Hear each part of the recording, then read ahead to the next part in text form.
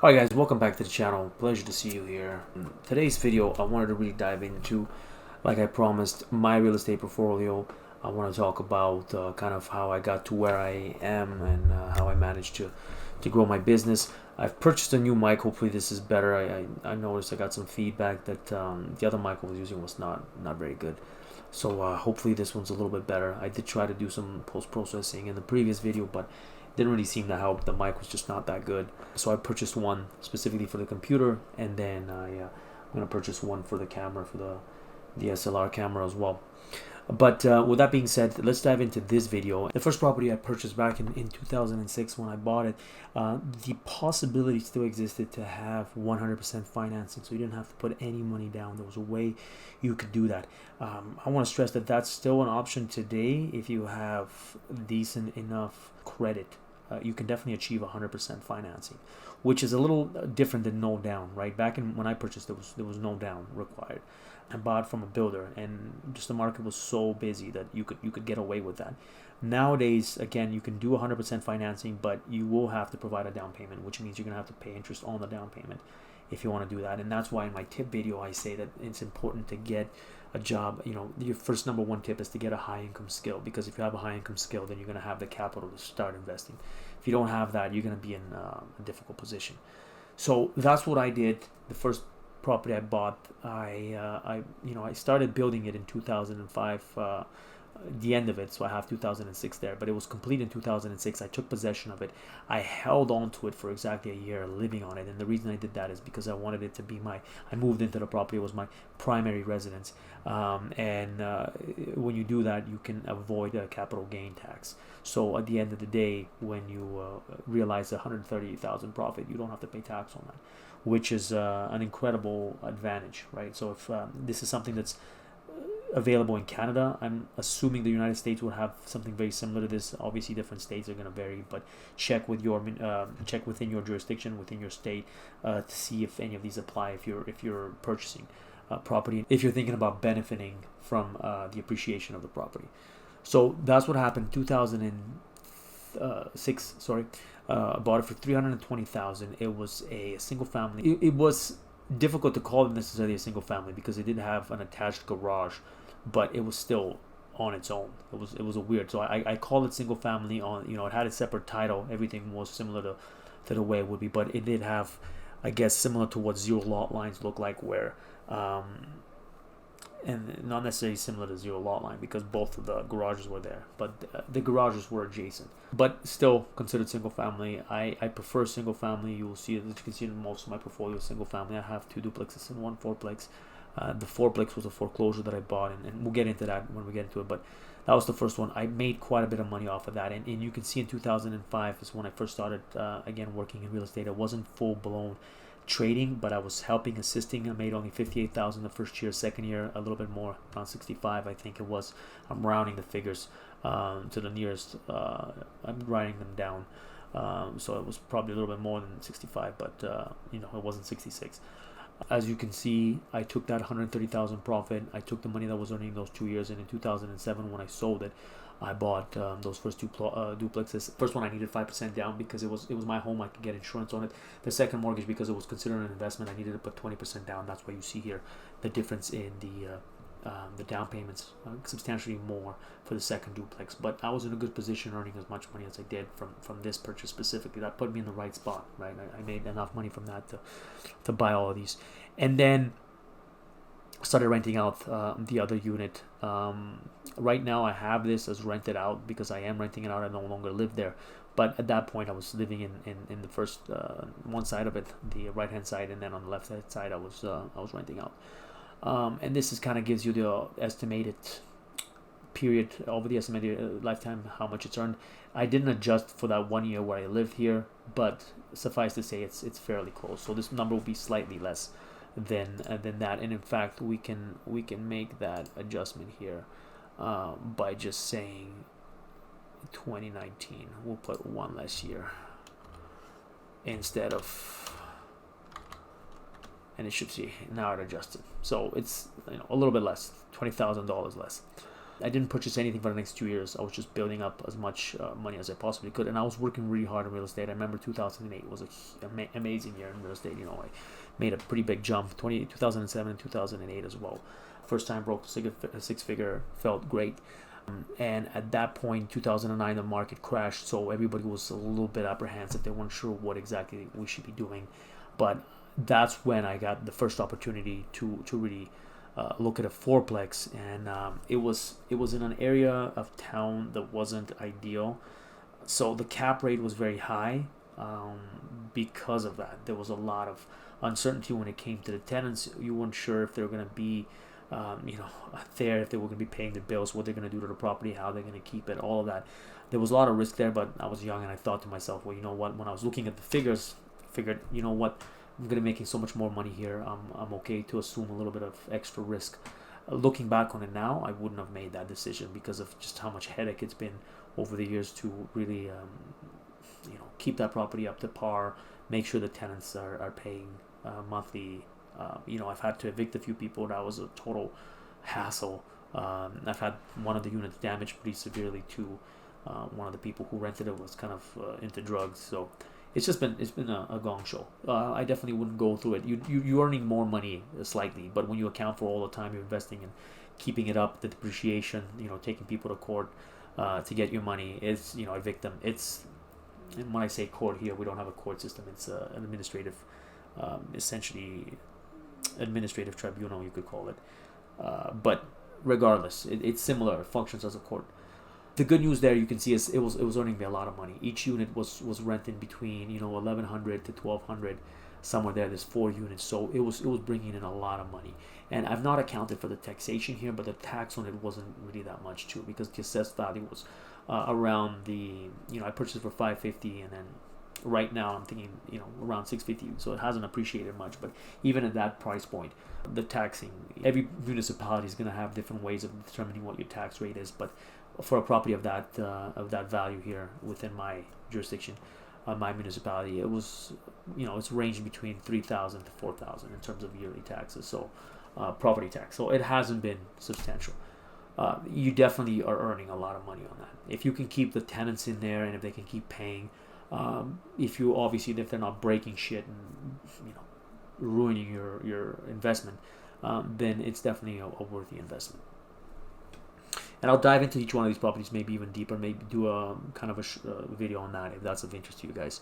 So afterwards, 2009, again, I also we purchased another property, and I believe that one was a foreclosure as well. So we purchased 2 foreclosures, and this ties into tip number 9 here, because tip number 5 that I was telling you about, how important it is to network with people, because both of these were made available, presented to me as before they were even exposed to the MLS, because of a connection I had with another firm, and it was presented to me prior to that, so I knew they were coming on the market. I could be aggressive, make the offer early on. All of that helps, right? Connection is a really important part of it. Now, again, the fourplex, I don't know if I would do that again, but the single family, definitely worth it. I bought it for so cheap when I did get it, and it has appreciated a little bit, almost 100,000, not that much in the carrying period, because if you think about it, it's been 11 years. But in that same period, I've paid down a big portion of the mortgage. I have quite a bit of equity built in there. I could pull that equity and purchase something else, which, like I said, that's why I'm thinking of doing that now, given how much equity I have, and the fact that I want to maybe make a couple more purchases in the next few months here. That's why I'll be recording that. It's going to be tough with law school, but I'm going to try to make it happen. Then 2010, we moved on again. This was not the foreclosure. I did one more foreclosure. I think the last one was a foreclosure here that we purchased in 2017. 2010, we had another single family, and as you can see, I'm mostly purchasing single families within that price range, because I find that in 3 bedrooms, you always want to have at least 3 bedrooms up. You want to have 2 bathrooms minimum. The reason I say that is that, and when I say 2 bathrooms, I mean 2 bathrooms upstairs. You want to have a bathroom for the master and a bathroom for the kids' room. It makes it a lot easier to rent, and then for resale value, you're going to appeal to the widest demographic of people, right? Very few people are looking for just 2 bedrooms. If you have a family, most people have around 2 kids. So you want to have that. It's even a bigger advantage if you can get a 4-bedroom. One of them that I have is a 4-bedroom. This one here, that's currently at 600,000. That we bought in 2016. That's a 4-bedroom, and it's you can see the rent's a little bit higher. It definitely helps.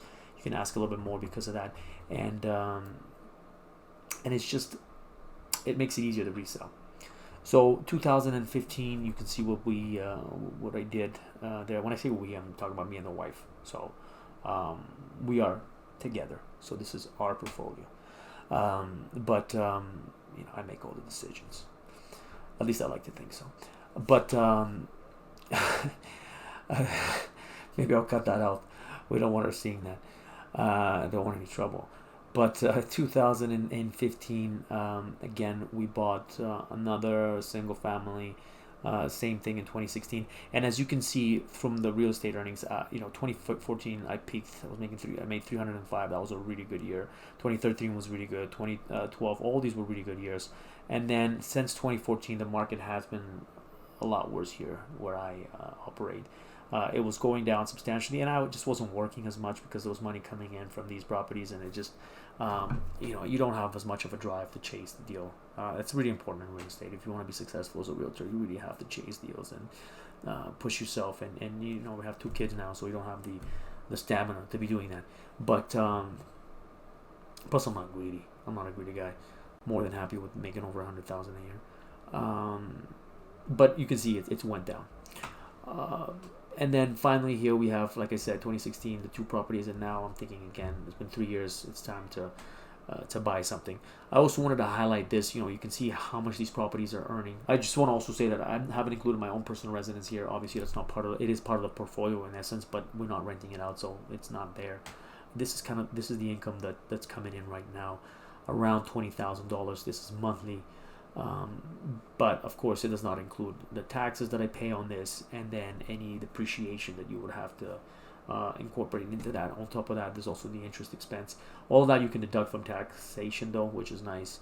And the other portion of the payment to the bank that goes in there is essentially an equity payment, right? You're building your own equity, so you pay them the interest and then you pay back the loan. So that kind of, I don't even look at it as a payment, but it is something that you need to consider.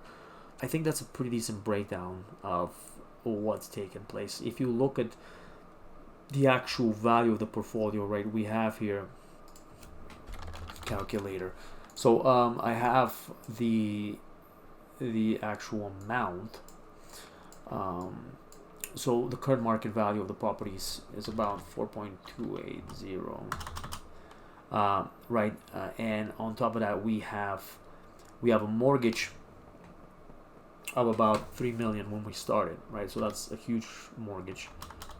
But the good news is, on top of that, we've earned an estimated amount. Like, sorry, I should point with the mouse. We've earned about $2 million from the payments. So I would say half of that went to the bank. So $1 million's gone to the bank right away. And then with expenses, you probably have about $100,000 in expenses over the holding period of it, with everything. But nonetheless, there's probably another $900,000 that are going in my pocket.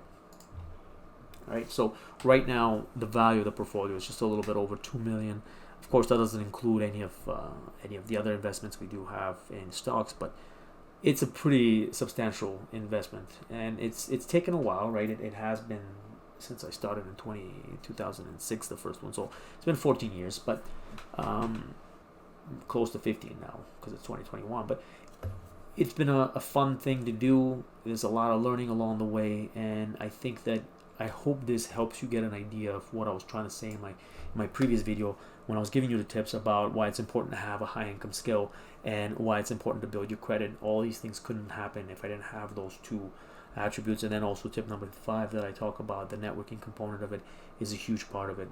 Getting the right investment partners as well is big. That's the next step I kind of am contemplating doing, is partnering up with a few business partners. Ever since I finished the MBA, I had a lot of influence there from some of my teachers that are doing this, and I really want to try opening up a little partnership and just owning some real estate together, trying to grow, trying to do something different, right? And we'll see how I balance that with law school. But It'll be fun. I'll keep you guys in the loop in the videos here. I'll keep making them whenever I get a chance. I seen last time I made a video, thanking people for subscribing, and then all these people that had the 6 subscribers that I did have, I lost 2. So it seems like people don't like when you're thanking them for subscribing, or I don't know how that works, but maybe I came off as a douche. I have that tendency. I can be a little bit of a douche, but at least just the appearance of a douche. I'm not that big of a douche. So thanks for that. I'll see what are we at with this video. I don't even see how long it is, but it's 15 minutes, so that's quite a bit. I'll try to edit it down a little bit, make it a little bit smaller. It probably will be. There's a couple places I gotta cut out, but yeah, I'll see you guys in the next video. And I think I'm gonna do a video on working out, show you guys how you can gain some muscle if you want, what to eat, things like that. I think that'd be fun for you guys. So I'm just gonna mix and match all sorts of videos coming up, and then I'll also do a follow-up on the LSAT, because I really want to focus on how important English is to do good on the LSAT. I'm gonna use this OBS software to walk you through a couple of exams for people that are interested in the LSAT stuff. Give you some tips on that. All right, talk to you guys next time.